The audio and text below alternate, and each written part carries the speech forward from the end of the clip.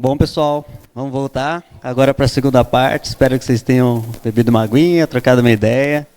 Era a ideia desse break mesmo. E agora vamos para a segunda palestra aqui que a gente vai ter, que é da Amanda, transformando dados em decisões de negócio. Então, se apresenta rapidinho e pode começar. Oi, gente, boa noite. Eu quero começar aqui com uma reflexão. Imagina que você está ali trabalhando, que você fez uma análise super legal, um modelo, igual vocês fizeram aqui. Então, fez todo o data prep, fez ali os códigos, fez backtest, os resultados estão legais. Só que aí você retornou ali para a galera do negócio, quem te pediu isso, e eles acabaram decidindo com base no feeling, assim. Não, acho que é isso. O que deu errado aqui? São os seus dados que estão ruins? São o modelo que você escolheu? Não necessariamente. Muitas vezes não é, tá? O que muitas vezes acontece é que os dados ali e como você resolve isso não está conectado com o que eles precisam, com a solução ali, com eles. Dependendo de como você passa essas informações, eles não conseguem ver valor e muitas vezes eles acabam não usando, tá? Então é um pouco disso que a gente vai falar aqui. Bom, meu nome é Amanda, eu me formei em ciência da computação aqui na UFABC, então, assim, demora, mas é possível. Tá? Desde que eu comecei a trabalhar, já estou no mundo dos dados, eu trabalhei 3 anos na Nike em Analytics, entrei no Itaú em 2020 como estagiária e estou lá até hoje como especialista em dados.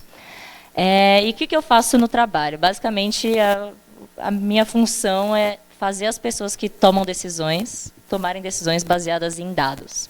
Tá? E nem sempre é fácil, mas uma coisa muito importante aqui que eu aprendi nesses anos é que saber aqui programar e modelar não é o suficiente. Então, é muito importante você aqui entender o negócio e conseguir fazer essa conexão com a necessidade ali real da empresa. Como que isso funciona na prática, né? Eu trouxe aqui um passo a passo de um jeito que eu enxergo isso, para passar rapidinho com vocês. Então, normalmente, isso começa com um pedido, né? Então, alguém vai te pedir ali uma análise de público, vai te pedir uma clusterização, vai te pedir para entender uma jornada ali do cliente. E o primeiro ponto que você precisa fazer é entender o pedido. Acho que eu quis trazer isso aqui desenhado, porque muitas vezes a galera recebe o pedido e já vai direto aqui para a parte da execução. Então, já sai fazendo, basicamente. Mas essa parte aqui de você entender o pedido é super importante, porque nem sempre isso vem bem esmiuçado para você. Isso é uma parte muito importante para você parar e pensar, beleza, o que eu quero resolver com isso? Qual que é o meu objetivo? Que decisão que vai ser tomada baseado nisso que eu vou fazer aqui. Então, essa, para mim, é a primeira parte, que é sempre onde você tem que começar.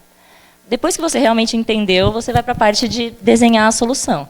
Então, como que eu vou resolver isso? Eu vou fazer um modelo, eu vou fazer uma análise exploratória, eu vou fazer, às vezes, até alguma soluçãozinha aqui em IA para resolver isso. Então, aqui é a parte que você pensa em como resolver esse problema. A partir dos dados, é a parte que você vai ir atrás dos seus dados. Então, você vai estruturar aqui tudo que você vai precisar. No Itaú, essa parte é relativamente fácil, porque a gente tem um data warehouse super completo. Então, no dia a dia, o que acaba sendo mais difícil é você encontrar, na verdade, esses dados e conseguir acesso a eles. Mas em outros cenários, em empresas menores ou menos estruturadas nessa parte de dados, pode ser que você tenha uma dificuldade aqui nessa parte, porque pode ser que os seus dados venham, uma parte em Excel, uma parte em e-mail, uma parte sei lá, no SAS. Então, pode estar em vários sistemas diferentes que você tem que agrupar tudo. Então, assim, pode ser que não seja tão fácil essa parte. É algo interessante. E aqui, por exemplo, no Hackathon, vocês já receberam essa parte de dados bem mais redondinha ali, né? Então, lógico, vocês tiveram que fazer o data prep, mas para achar os dados, vocês já receberam, certo? Depois, então, que você pensa em todas essas partes, aí sim que você vai para a parte de mão na massa. E aí é o que vocês todos fizeram aqui, que é, escrever código, fazer toda a limpeza dos dados. Às vezes você tem que fazer enriquecimento dos dados, construir os códigos, às vezes em SQL, às vezes em Python. Essas são as duas ferramentas, pelo menos, que eu vejo que o pessoal mais usa, mais isso. Atualmente, né? A gente não sabe o que vai vir pela frente. Mas essa é a parte que faz tudo. Então, ali, beleza, é a parte que também aqui a gente consegue ter... Como eu vou... Bom, enfim, é a parte que você vai fazer as análises gerais, vai ter ali o seu resultado e beleza. Normalmente, o que acontece bastante é que a galera acaba aqui. Fiz a minha análise, fiz aqui, tenho o meu resultado do meu modelo e para por aí. E, na minha opinião, uma parte que vai definir se esse seu modelo, sua análise vai ser utilizada ou se não, só vão jogar fora, é a parte final de como você analisa e passa essa informação. Então, aqui nessa parte final, depois que você já tem os resultados, você tem que voltar aqui para a parte de entender o pedido. A partir do pedido, você volta para os seus resultados e vê, isso está respondendo o que precisava ser respondido? Isso resolve o problema que tem que ser resolvido aqui? Então, acho que essa conexão é uma parte que falta muito atualmente e é super importante. Então, você fazer essa conexão do pedido com os seus dados. E um ponto importante também é o público. Então, você adaptar a sua linguagem quando você vai apresentar ali seus resultados. Então, por exemplo, se eu estou apresentando os meus resultados para um público mais técnico, então ali, por exemplo, para cientistas de dados, eu vou entrar no detalhe do algoritmo. Eu vou falar, putz, o que eu usei, quais foram os meus parâmetros, como que eu cheguei no modelo ali certo. Mas se você vai apresentar isso para uma galera mais executiva, então, ou para o pessoal do negócio, eles não vão querer saber isso. Isso não é algo que agrega valor para eles. Então, fazer essa transformação de uma saída de modelo super legal que você fez para algo que essa galera entenda, veja valor e consiga utilizar ali, é o que eu considero a parte assim mais importante. E o que mostra que é isso. Não é só ali você saber codar. Toda essa parte de análise de dados. Eu pensei em dar um exemplo rapidinho de algo que aconteceu lá no banco. Então, um pedido que chegou ali para a gente.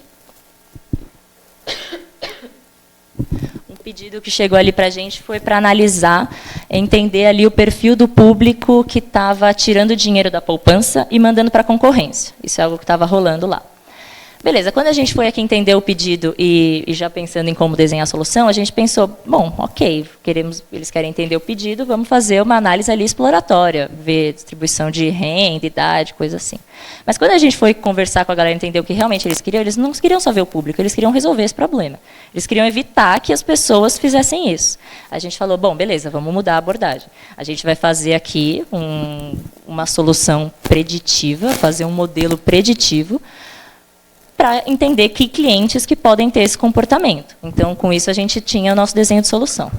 Da parte de dados aqui, a gente pegou desde dados mais simples ali para dar de input no modelo, então, idade, renda, qual o relacionamento desse cliente ali com o Itaú, se ele tem um relacionamento mais forte ou menos, e dados específicos desse problema. Então, a gente pegou ali quanto que ele tem de saldo na poupança, se ele tem relacionamento com a concorrência, se ele tem com quais bancos, que isso poderia fazer diferença, quantas vezes ele se relaciona com esse banco por mês, se ele tem outros tipos de investimento no banco. Então, diversos dados aqui. E aí, na parte de execução, é isso. Fazer 1000 códigos, tanto SQL para extrair ali as bases, o Python para a gente decidir o modelo. Aqui a gente usou, igual algum dos grupos, um Random Forest, que foi o melhor para a gente fazer essa predição. Que mais? Treinamos o modelo. Fizemos todo o backtest, ótimos resultados, acurácia boa, beleza. Então, de novo, temos o resultado. Mas não ia adiantar eu chegar lá para a galera e dar o modelo na mão deles e falar assim, tô aqui o modelo. O que a gente fez? Esse modelo ele resultava ali, então, a probabilidade do cliente se comportar dessa determinada maneira de pegar o dinheiro da poupança dele e tirar do Itaú e pôr em outro banco. A gente classificou ali esses clientes e pegou os clientes com maior risco disso acontecer e sugeriu da galera do negócio fazer uma régua de comunicação para tentar evitar que isso acontecesse. Então, assim, a gente já transformou a saída do nosso modelo em algo prático para eles utilizarem e testaram e tipo, deu super certo. Então, nessa régua de comunicação, a gente sugeria ali, por exemplo, do cliente, em vez de, tipo, já que ele tinha poupança, fazer outros investimentos no Itaú. Então, isso é algo que deu super certo e a gente acabou impedindo desses clientes saírem ali do banco, né? Então, esse foi um exemplo ali do passo a passo que a gente montou. Aí pode passar. Já passando aqui para uma parte final, acho que passando por esse passo a passo, como eu comentei, a gente dá para ver que toda essa área de ciência de dados, análise de dados ou engenharia de dados, não é só você programar. Assim, uma característica que eu considero então muito importante é você ter essa capacidade de você estruturar ali os problemas e pensar nas soluções. E assim, eu acho que a faculdade aqui ajuda muito a gente nisso. Então, no ponto também de você saber não só as ferramentas que estão sendo atuais. Então, por exemplo, eu comentei do SQL e do Python.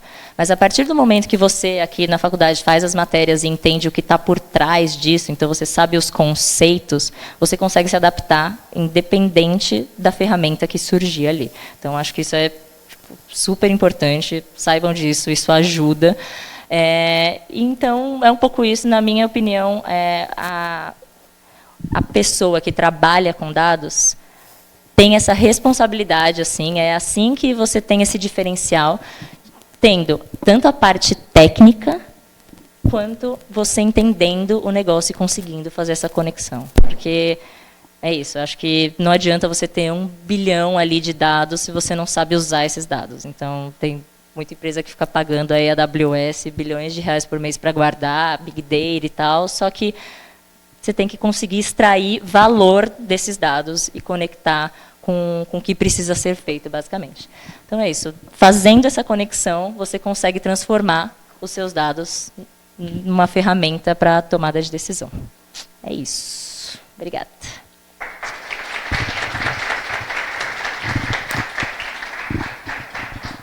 Obrigado pela apresentação. Alguém tem alguma pergunta? Alguém quer aproveitar?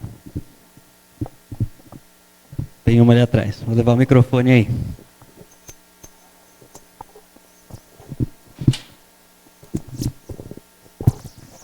Oi, tudo bem? Boa noite. Muito obrigado pela apresentação. Você comentou sobre os resultados que vocês tiveram e eu queria entender como é que vocês metrificaram esses resultados. Vocês entenderam o resultado? Tipo? Claro. Bom, a gente tem várias métricas de desempenho que a gente consegue ver, então, as simples assim que a gente pega no Python, de acurácia, R quadrado e tudo mais, mas uma prática que a gente tem também é, por exemplo, a gente treina o modelo com uma safra de dados, então, por exemplo, sei lá, 1 ano de dados, e aí a gente pega um outro ano de dados e faz o que eu comentei que é o backtest, assim. Então, a gente pega informações que o modelo não viu, joga nele e compara ali com a informação verdadeira. Então, com isso, a gente consegue ver ali o quanto ele acerta. Acho que esse é um dos testes legais. Certo, obrigado. E isso falando mais sobre o modelo, né? E em questão do quanto o banco estava perdendo, vocês também metrificaram isso? Tipo, faz tempo que vocês já fizeram essa solução? Vocês já conseguem ver quanto dinheiro vocês estão deixando de perder? Olha, a gente fez isso ano passado e, assim, eu simplifiquei um pouco aqui, mas teve também toda uma questão de precificação, na verdade, até porque esse problema da poupança tem também o vínculo com o imobiliário. Então, a gente teve que fazer várias contas para entender, putz, mas se a gente incentivar todos os clientes a saírem da poupança, o banco não consegue fazer empréstimo imobiliário, porque está linkado ali os saldos. Então, assim, a gente teve que fazer toda uma parte de precificação para entender também ali por trás o quanto que a gente estaria perdendo em cada um dos cenários de dinheiro para conseguir propor essa solução. Eu tenho, assim, um pouco de resultados depois do quanto a gente deixou de perder, tipo, meio que de engajamento do cliente. Então, comparando os clientes que a gente sempre faz um público controle, né, óbvio, mas dos clientes que estavam no grupo controle, que a gente não mandou nenhuma régua, e a galera que a gente impactou com comunicação, a gente teve que a galera que a gente comunicou continuou no banco e engajou no banco. Então, eu tenho mais esses resultados, a gente não fez o valor, assim, mesmo a gente tendo feito essa análise prévia. Entendi. Muito obrigado. Né? Mais alguma pergunta? Ali na frente, vou levar o microfone.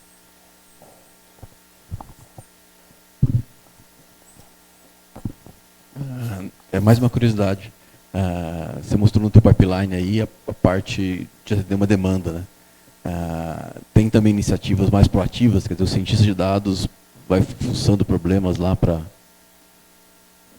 reportar? Sim, sim. Não é. Assim, normalmente não existe muito tempo para isso, mas assim, quando tem tempo é algo que é incentivado, sim, é algo bem legal que acontece, que é isso, né? A gente não tem a parte do pedido, mas de qualquer forma, você fazendo uma análise ali, isso, como eu vou explicar? Mas assim, eu acho que continua valendo o ponto dessa conexão, porque você pode fazer uma análise exploratória e acha um resultado super legal, mas você tem que passar isso para frente, né? Para isso acontecer. Nada nessas empresas é feito sozinho, né? Então, você pode fazer uma análise ali legal do nada, algo proativo, só que de qualquer forma você tem que passar isso para frente. Então, você tem que conseguir conectar com como que as outras pessoas vão ver valor nisso.